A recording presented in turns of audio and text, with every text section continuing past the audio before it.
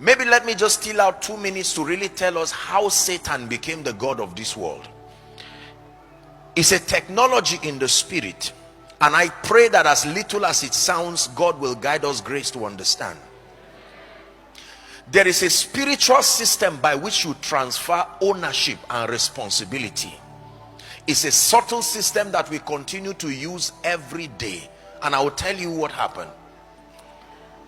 Man and his wife now default from the laws of God, and then the Bible tells us that they heard the voice of the Lord walking in the cool of the garden. You just leave that scripture up, and then he called on Adam. Notice the protocol that God never called on Eve. Are we together now? Because the organogram of authority was God, and then man, the male, and then the woman, his wife, then creation. Are we together now? And so when he came to the garden, he called man.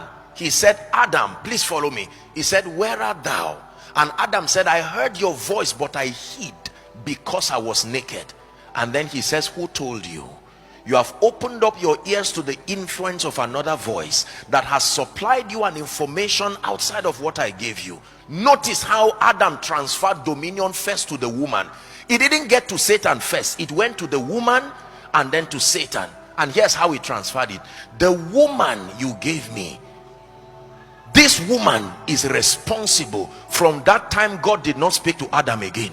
He went to the woman and said, woman, now that the man transferred responsibility by complaining and giving excuses, he says, what is this that you have done?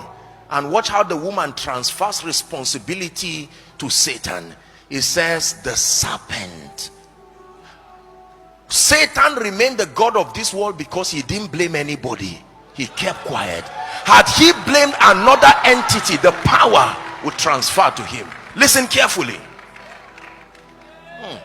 So when Jesus came and was standing before Pontius Pilate, they asked him questions and he kept quiet. And they said, can't you talk?